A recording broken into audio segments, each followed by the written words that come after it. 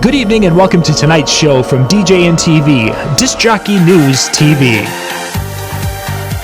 Tonight's show is brought to you by Electra Voice, DJ Event Planner, DJ Trivia, Odyssey Innovative Designs and Cases, NLFX Professional, Promo Only, and the DJNTV Insiders.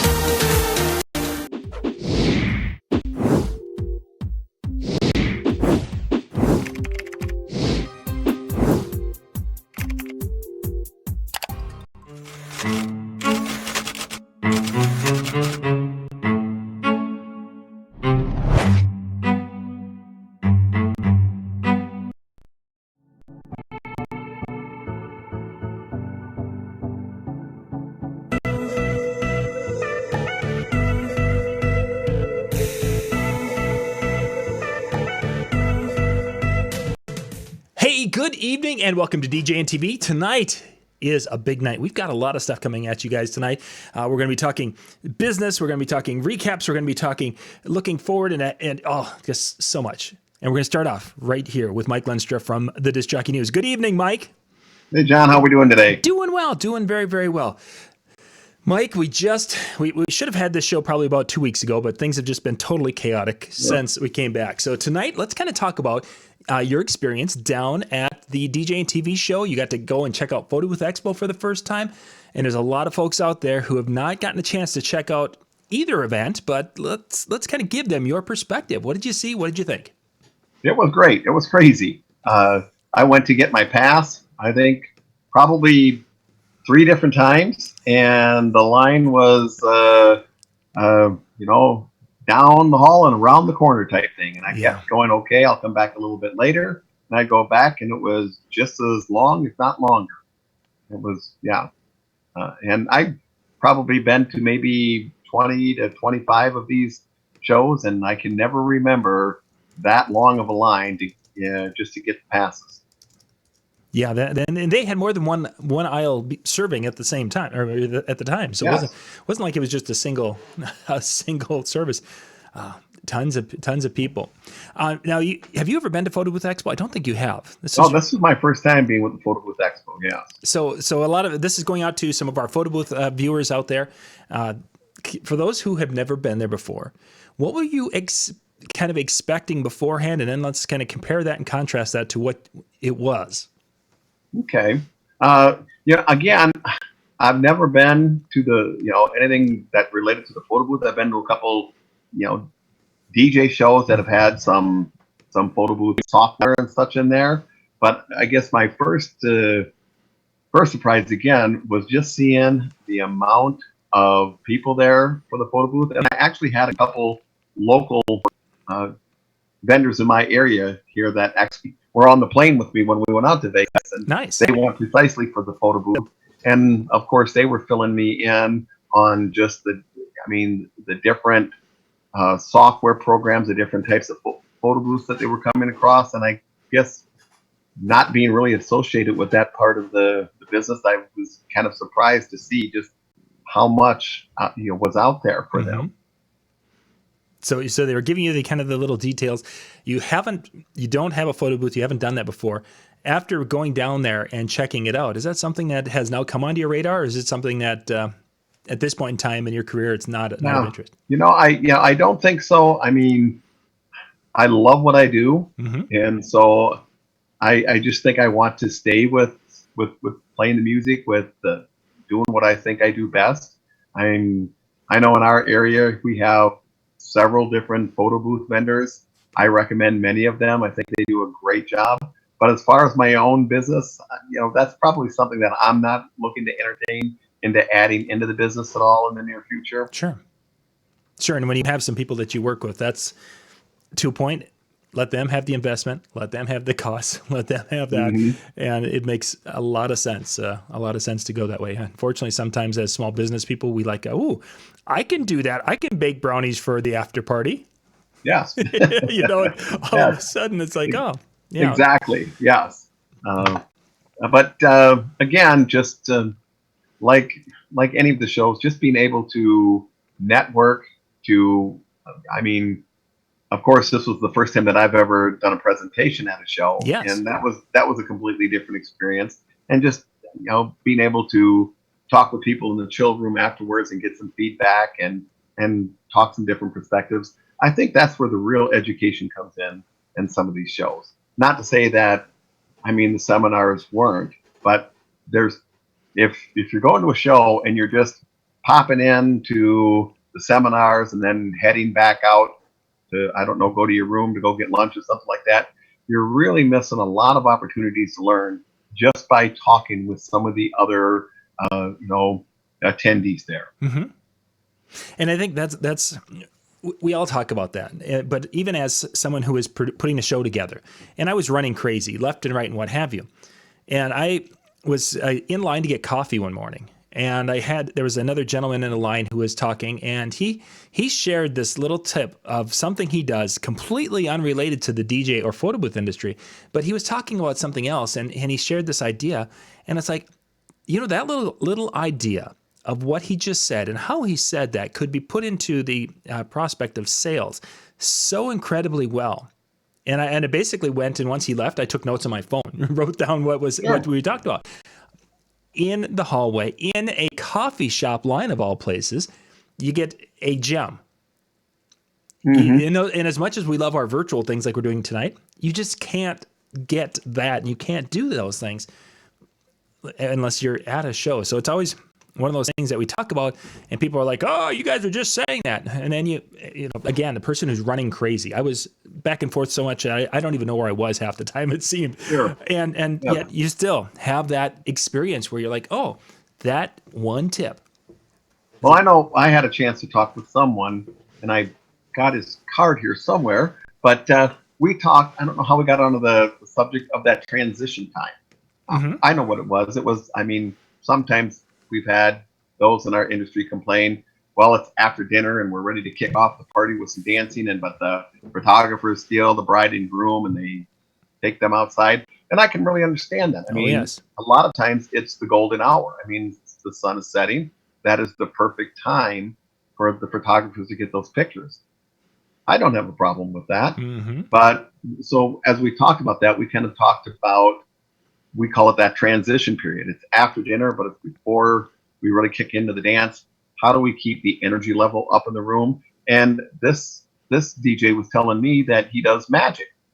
He actually got into doing a little magic. And so he'll fill that time in with doing some magic tricks to entertain the guests, to keep them engaged while we're waiting for the bride and groom to come back, which I thought was a novel idea. Yeah. And then I shared with him a lot of times what I'll do was, well, I used to say, if there was a lot of children in the area, I would say, "Hey kids, I got the CD in the mail and it's all cartoon themes," but they didn't tell me what they came from.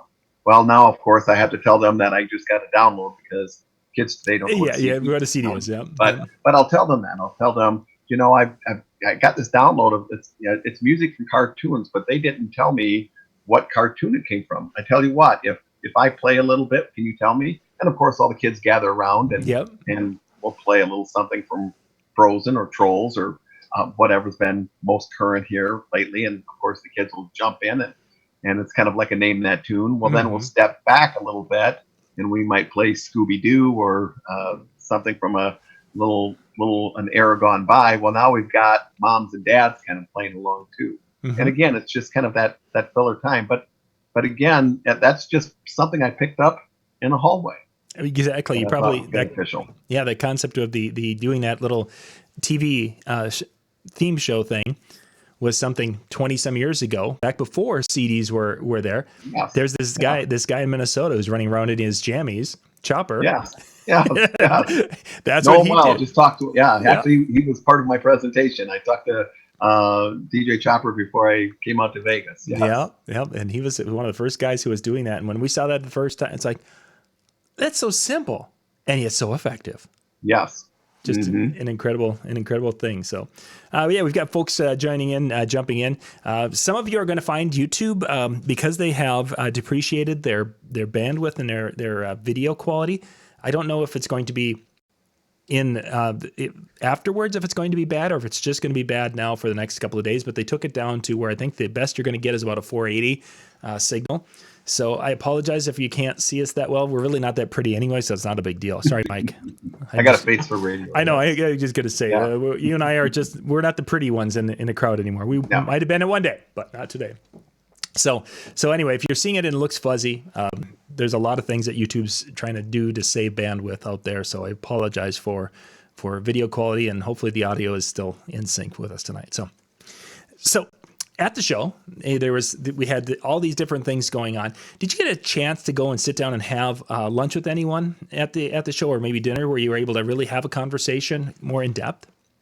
Well, I have to say I really didn't, because my sister and brother-in-law live in Reno, Nevada. Oh, nice. And so when they found out I was coming to Vegas, they made the trip down and then spent time with us. And so once we pretty well wrapped up the seminars and such like that, my sister had a whole little agenda for us to do throughout the evening hours and things. So I never really had a chance to sit down with anyone for dinner and such. But I have to say that there was a couple seminars that I found, really different and really refreshing. I really liked Mike Fernino's presentation, where he made that more of a Q&A. Yeah, yep. It was an idea. Bill Herman helped them, and he would just throw out a question to the group, and then Bill would take the microphone throughout our guests and get their input, their thoughts, their intake on that. And I really, what the saying, I guess, is 2 heads are better than one. But then when you have a room of 50 to 75 of your colleagues throwing out ideas and thoughts, I just think that gives you, again, more information than you'll ever be able to use. I got some great ideas just in that seminar. And I really love those types of seminars and not that you can't do that all day long. It gets old after a while. But sure, when you have that little, because you'll have people who will come in there and they will share something, and because you're not in my market, I'm not in your market, and we're not in Woo Pig's market, we're going to share things that we probably wouldn't talk about if we were talking with our local DJs type of thing. And it's just a fabulous opportunity to learn from people from different parts of the country that do things similar but yet different. So that was a good experience. I was actually editing that video yesterday, and I was just going to see if it was scheduled to go live, but I don't think that one. No, it is live. It is over on the DJNTV Insider area. Okay. Yes, it is. I was going to say, it's like, I'm not seeing it here. That is definitely one worth checking out. If anyone is tuning in that was not out in Vegas with us, that is definitely one worth checking out. You can go to DJNTVtraining.com, and it's one of the videos up at the top there, because we just started releasing day 2, and Mike was kickoff for day 2. And if right now, I'm going to take 30 seconds.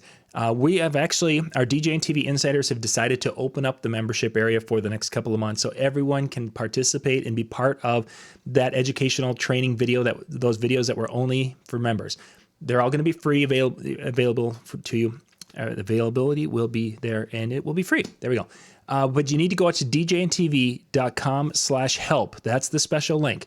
That will take you to the spot where you can register, and you'll have access to all the videos on our djntvtraining.com website. So the link, djntv.com/help. Go there. You'll see Mike's video. You'll see all the videos that are from day 1. You'll see video. We have 125 videos that are members-only videos, and you guys will have access for the next 2 months on all of those. Okay, so Mike Freno definitely was a highlight for you. What other seminars really stood out? Well, of course, I helped Ron with his creativity, and I just find Ron to be so super creative. I love catching his videos that he's running right now on how to speak wow to your customers, and I just think that, as always, Ron is just from a different planet, maybe. His creativity is just a bit beyond most anyone else that I know. And then, of course, Dave Tournier had a seminar on word of mouth referrals. Yes. Which I found really well. I believe I caught part of that seminar, maybe somewhere else. Maybe it was Midwest on a video or something, but that was, I mean, again, if you're watching the videos or if you're going to a seminar, take a pen and a notepad with you. Mm-hmm. I mean, I'm sometimes surprised. I'm always there just jotting notes down. I have notes that I come across from some of the shows that we were at 5 years ago, and I review them, and I'm like, I can really tell you, John, that when I decided to do this as a full-time gig, Mm-hmm. I told myself one of the things I wanted to do was get to at least one thing educational every year. Right. And I've probably exceeded that somewhat, but I cannot say that I've gone to a show yet that I've left and went, well, that was a waste of time. Well, Sure. that was a waste of money. Mm-hmm. I've come back with something useful every one I've went to. It sometimes shocks me when I see some of our attendees there just kind of crossing their arms and kind of listening, but I'm like, get your pen and your paper out. Mm-hmm. Take these notes. I mean, there's just going to be so much that's going to be useful to you in the years to come. Some of the greatest things that I have taken from a convention wasn't what was being talked about on stage. It was something that they said that inspired something else and a different thought in me. And it's like, oh my gosh. And all of a sudden something clicked. And this whole process or this whole idea came through. You're busy jotting the notes down. Lori was with me one of the years, and I'm just all of a sudden feverishly writing things down, and she's looking at me like, what he said was kind of sucked. I mean, I believe she used that kind of language, that wasn't very good. It kind of sucked. And it's like, no, he said something that triggered something completely different. Mm-hmm. And all of a sudden I've got this idea, this inspiration for putting together, it was actually a routine at the time. And the routine was, for a number of years, that routine was one of our most popular routines we did. It wasn't part of the seminar, but it was something inspired by being there and hearing whatever that word was. And I couldn't tell you what it was. I just remember, Mm-hmm. yeah, here I am. And of course, what I find too when I'm there is I also get so many ideas for my monthly column for the disc jockey. Mm-hmm. I'm like, there's an idea, there's the thought. And I actually took some of that and started putting things together for next month's column, just after, my presentation, having some conversations with some people, and I'm like, okay, let's do that. Let me run with this for a while. Yes. Yeah, because you get to hear so many stories and talk to so many Mm-hmm. different people, and everyone has their own little takes and needs and what have you. So yeah, it's a great resource for that. Mm-hmm. Part of my presentation, I just want to throw this in there. Yeah. Part of my presentation, I talked about Smokey Yunick. And pretty well no one there knew who Smokey Yunick was. Mm-hmm. Well, he was a mechanic in the early days of NASCAR stock car racing. And when I came across him years later, he by now had retired, and he was a monthly columnist for a stock car racing magazine. Sure. Mm-hmm. And that was one of the things I was into, and I like to call it my life BMC. That's before marriage and children. But in 1 month, somebody wrote in to Smokey. They said, dear Smokey, how can I get my car to go faster? Mm-hmm. Which was a pretty generic question. So he gave him a generic answer. He said, well, it really depends on how much money you want to spend. Typically, the more money you spend, the faster you'll go. But then he told the reader something that I find to be so true. He said, it really depends on where you want to finish. He told the guy. He said, if you're okay with finishing in the back, talk to the people that finish back there. If you're content finishing in the middle of the pack, well then, talk to the people that seem to finish there. But if you really want to finish at the front of the pack, then those that consistently finish there are the people that you should be talking to. Sure. And I found that, that doesn't just apply to racing. Oh yeah, what a great thought. And I think of that all the time. In many things I do in life. And I think that's why it's so important to get to these conferences, to go talk to the other colleagues in your field, whether that be the photo booth or the DJs. To really seek out those that are at the top of the ladder. Yeah. And learn from them and how they got there. And that's why I think these things are so valuable. Yeah, I definitely think so, because that's where we have met many of our friends within the industry, and some who are Oh, sure. at the front of the pack. Mhm. And then there's some people that are in the middle of the pack, and some people who are in the back of the pack. I mean, there's a variety of people there. Well, I think, and I said this there too, I think the people that are like in the middle of the back of the pack, they're thinking they can get all the training they need in social media. Mm-hmm. And I'm not saying that's all social media is bad. There's some great sites out there. I mean, I brought a couple of those up in my presentation, but those that just want to, just kind of just hang out on social media and think that that's going to take them to the top of the ladder, I think they're going to be disappointed. Yeah, I think it's it's one of the pieces, but it's not all of the pieces. Yes. That's for sure. So you say you're talking, of course, that you'd like to get to a couple of shows a year. So you've been to a lot of different shows. Of the different shows that you have been to, what are a couple of personal favorites that you just really enjoy going to that you've been to in the past? Okay. The Midwest DJs live show. I've attended that the last 5 years. May not be able to attend that this year because they've moved it back to August. Yeah. We'll see how the schedule works out I've had so many, again, the April, May weddings that are now moving later on in the year, such a thing like that. May not get that one, but I've always enjoyed that one. A couple of mobile beat shows that I've enjoyed. And, one I really enjoyed that we don't do anymore was the Disc Jockey News Conclave that we used to do, of course, there in the Minneapolis area, or was it Mystic Casino? Yeah, we were out at Mystic Lake, and we've been around town a little bit. Yeah. Yes. Yeah, I mean, and again, I almost prefer maybe a little bit of that smaller show, that Midwest DJs Live, those DJ News Conclaves, just because it seems like there's not as much hustle and bustle going on. I mean, some of the mobile beat shows I've been to, I mean, do you want to go to catch this seminar in room A and B, or do you want to catch it in this suite? I mean, there's things. It's almost, it could be a little bit of information overload there. Quickly. But I mean, those other shows have afforded us the opportunity to, again, go to dinner afterwards and then just meet other people, talk over other ideas. I mean, I just think that's where you get a lot of your